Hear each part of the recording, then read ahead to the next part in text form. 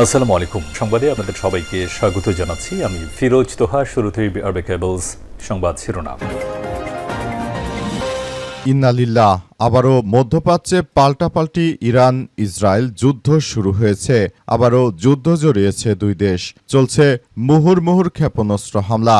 আর এরই মাঝে আমাদের হাতে এসে পৌঁছেছে ইরান ইসরায়েল ও যুক্তরাষ্ট্রের মধ্যে যে যুদ্ধ চলছে সেই যুদ্ধের পাল্টাপাল্টি হামলার তাজা আপডেট সংবাদ। প্রথমেই জানিয়ে দিব, ফের যুদ্ধে জড়ালো ইরান ইসরায়েল পাল্টাপাল্টি হামলা। আবারও যুদ্ধে জড়িয়ে পড়েছে ইরান ও ইসরায়েল। ইরানের উপর পাল্টা আক্রমণ করেছে ইসরায়েল।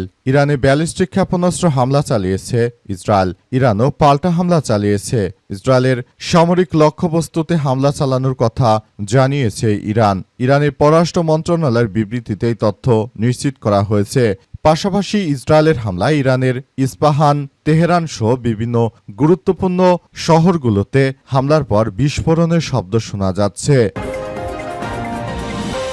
এরপর জানাবো, ইরানের নতুন হামলার নেতৃত্ব দিচ্ছে ইসরায়েলের সেনাবাহিনী প্রধান মেজর জেনারেল ইয়াল জামির। ইরানে চলমান ইসরায়েলি হামলার নেতৃত্ব দিচ্ছে মেজর জেনারেল ইয়াল জামির সহ দেশটির শীর্ষ কয়েকজন সামরিক কর্মকর্তা। ইসরায়েলের সামরিক বাহিনীর পক্ষ থেকে এই তথ্য নিশ্চিত করা হয়েছে। সামরিক বাহিনী জানিয়েছে, মেজর জেনারেল ইয়াল জামির এবং ঊর্ধ্বতন ইসরায়েলি কর্মকর্তারা গত কয়েক ঘন্টা ধরে পরিস্থিতি নিয়ে অনবরত মূল্যায়ন করছে। এদিকে খোমেনি বিমানবন্দরে আকাশসীমা বন্ধ করল ইরান। ইসরায়েলি হামলার পর ইমাম খোমেনি আন্তর্জাতিক বিমানবন্দরে চারপাশের আকাশসীমা বন্ধ করে দিয়েছে ইরান। ইসরায়েল এবং ইরানের মধ্যে উত্তেজনা বাড়ার প্রেক্ষাপটে আকাশসীমা বন্ধ করে দেয় দেশটি। বার্তা সংস্থা অ্যাসোসিয়েট প্রেস এই তথ্য নিশ্চিত করেছে। ইরানের রাষ্ট্র গণমাধ্যম তেহরান সহ বেশ কয়েকটি শহরে বিস্ফোরণের খবর নিশ্চিত করেছে। এবারে জানাবো, ইরান ইসরায়েল পাল্টাপাল্টি হামলায় আবারও বেড়ে গেল তেলের দাম। ইরান ও ইসরায়েলের পাল্টাপাল্টি হামলায় এশিয়ার বাজারে তেলের দাম বৃদ্ধি পেয়েছে। আজ সকালে 2.6% বৃদ্ধি পেয়ে প্রতি ব্যারেল অপরিশোধিত তেলের দাম $95.50 উন্নীত হয়েছে। একই সময় যুক্তরাষ্ট্রের অপরিশোধিত তেলের দাম 2.5% বেড়ে প্রতি ব্যারেল $92.75 উন্নীত হয়েছে। এবং সর্বশেষ জানাবো, ঢাকা সহ দেশের বিভিন্ন স্থানে ভূমিকম্প অনুভূত।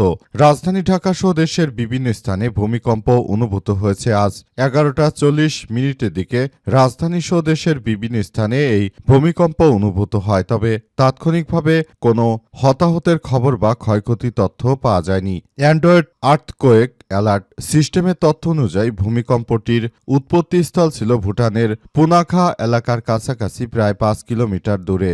রিক্টার স্কেলের মাত্রা ছিল 5.3%। প্রিয় দর্শক, এতক্ষণ শুনছিলেন সংবাদ শিরোনাম। এবারে বিস্তারিত। তবে তার আগে বন্ধুরা, অনুরোধ থাকবে এই সংবাদটিতে একটি লাইক দিন। এই চ্যানেলে আপনি নতুন হয়ে থাকলে আমাদের সংবাদটি দেখতে দেখতে চ্যানেলটি সাবস্ক্রাইব করে রাখুন। কমেন্ট করে বন্ধুরা আপনার মূল্যবান মতামত জানিয়ে দিন আপনি বিশ্বের কোন দেশ থেকে বা বাংলাদেশের কোন স্থান থেকে আমাদের সংবাদটি দেখছেন এবং শুনছেন। আর বন্ধুরা, আজকের সংবাদ সম্পর্কে আপনার মূল্যবান মতামত কমেন্ট বক্সে কমেন্ট করে জানিয়ে দিন। আবারও নতুন করে যে যুদ্ধ শুরু হয়েছে সেই যুদ্ধে আপনি কোন দেশকে সমর্থন করেন সেটি আমাদের কমেন্ট বক্সে কমেন্ট করে জানিয়ে দিন। এবারে বিস্তারিত। ফের যুদ্ধে জড়ালো ইরান ইসরায়েল পাল্টাপাল্টি হামলা। আবারও যুদ্ধে জড়িয়ে পড়েছে ইরান ও ইসরায়েল। ইরানে ব্যালিস্টিক ক্ষেপণাস্ত্র হামলা চালিয়েছে তেল আবিব। ইরানও পাল্টা হামলা চালিয়েছে। ইসরায়েলের সামরিক লক্ষ্যবস্তুতে হামলা চালানোর কথা জানিয়েছে দেশটি। ইরানের পররাষ্ট্র মন্ত্রণালয় জানিয়েছে, অধিকৃত ফিলিস্তিনি ভূখণ্ডের উত্তর ইসরায়েলের বেশ কয়েকটি সামরিক লক্ষ্যবস্তুতে হামলা চালানো হয়েছে। ইরানের রাষ্ট্র গণমাধ্যম আরও জানায় যে তেহরানে বিস্ফোরণের ঘটনা ঘটেছে। এছাড়াও তাবরিজ ও ইস্পাহানে বিস্ফোরণের শব্দ শোনা গেছে। এতে ইরান ও ইসরায়েলের মধ্যে চলমান উত্তেজনা আরও বেড়ে গেল। আজ রাতে ইসরায়েল এই হামলার পর ইরানের ইসলামী বিপ্লবী গার্ড এক বিবৃতিতে বলেছিল, তারা যুদ্ধবিরতি লঙ্ঘন আর সহ্য করবে না। এর অংশ হিসেবে মিসাইল ছোড়া হয়েছে। ইরানের হামলার পর সোমবার রাতেই পাল্টা হামলা চালায় ইসরায়েল। ইরানের বিভিন্ন গুরুত্বপূর্ণ শহরে বিস্ফোরণের শব্দ শোনা গেছে, তবে কোনো হতাহতের খবর এখনো পাওয়া যায়নি। তবে অসংখ্য মানুষ মারা গেছে ধারণা করা হচ্ছে। অতীতে এর আগেও একই অবস্থায় অবস্থায় মার্কিন যুক্তরাষ্ট্র এবং দখলদার ইসরায়েলি বাহিনী তারা ইরানে আক্রমণ চালিয়েছিল, কিন্তু শেষ পর্যন্ত বিষয়গুলো ভিন্ন দিকে চলে গেল। বিষয়গুলো খুবই গুরুত্ব সহকারে দেখা হচ্ছে এবং এসব বিষয়গুলো নিয়ে খুবই গুরুত্ব দেওয়া হচ্ছে। কি হতে চলেছে, আবারও এই কার্যক্রমগুলো চলমান রয়েছে। তবে এ অবস্থায় আসলে মূল বিষয়গুলো কোন দিকে যাবে সেটি সম্পর্কে এখন পর্যন্ত কেউ স্পষ্টভাবে বলতে পারছে না। ইরানে হামলা নেতৃত্ব দিচ্ছে ইসরায়েলের সেনাপ্রধান। ইসরায়েলের সেনাবাহিনী প্রধান ইয়াল জামির এবং দেশটির শীর্ষ সামরিক কর্মকর্তারা ইরানে হামলা চালানোর সিদ্ধান্ত গ্রহণ করার পর আবারও হামলা শুরু করেছে। ইসরায়েলের সামরিক বাহিনীর পক্ষ থেকে এই তথ্য জানানো হয়েছে। সামরিক বাহিনী জানিয়েছে মেজর জেনারেল ইয়াল জামির এবং ঊর্ধ্বতন ইসরায়েলি কর্মকর্তারা গত কয়েক ঘন্টা ধরে পরিস্থিতি নিয়ে অনবরত মূল্যায়ন করছে এবং ইরানে ইসরায়েলি হামলার দিক নির্দেশনা দিচ্ছে। সামাজিক যোগাযোগ মাধ্যম এক্সে দেয়া পোস্টে সামরিক বাহিনী আরও জানিয়েছে যে ইসরায়েল রাষ্ট্রের জন্য হুমকি সৃষ্টি করে এমন কোনো পদক্ষেপের বিরুদ্ধে সব সেক্টরে অভিযান চালিয়ে যেতে সামরিক বাহিনী সতর্ক এবং প্রস্তুত রয়েছে বলে এমন তথ্য জানিয়েছে এই সন্ত্রাসী দখলদার ইসরায়েলের সেনাপ্রধান।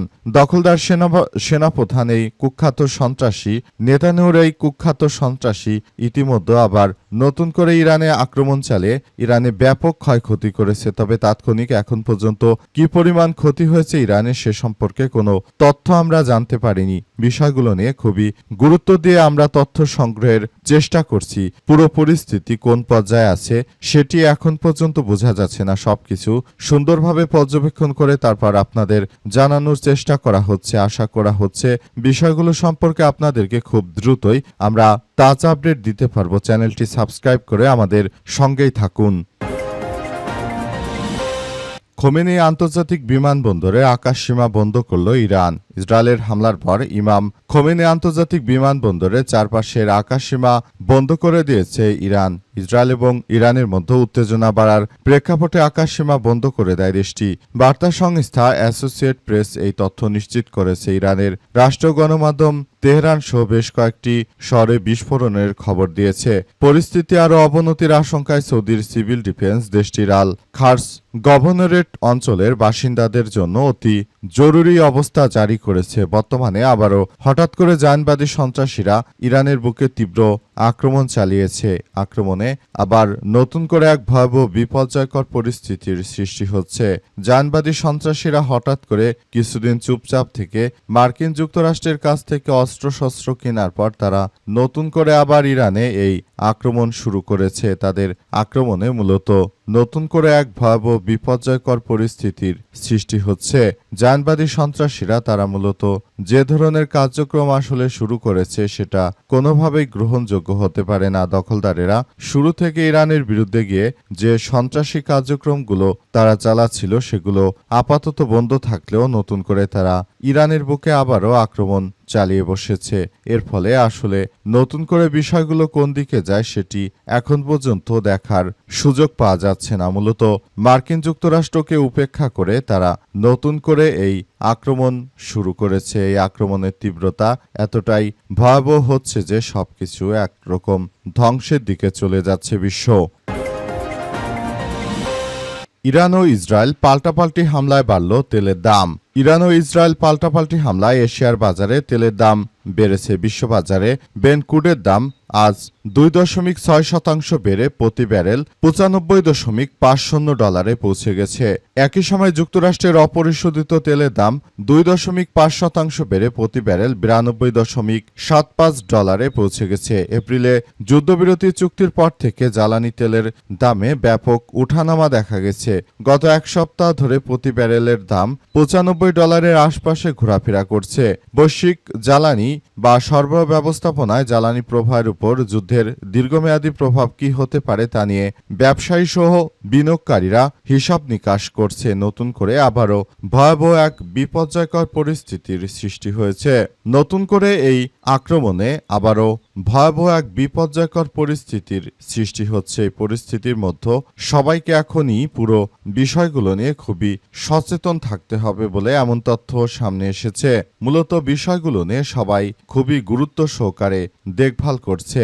সবাই এছাড়াও জানিয়েছে যে বর্তমান নতুন করে ইরান ইসরায়েলের মধ্যে আবারও যে যুদ্ধ শুরু হলো সেই যুদ্ধ আসলে শেষ পরিণতি কোন দিকে নিয়ে যাবে বিশ্বকে সেটি কিন্তু এখন পর্যন্ত কেউ স্পষ্ট করতে পারছে না।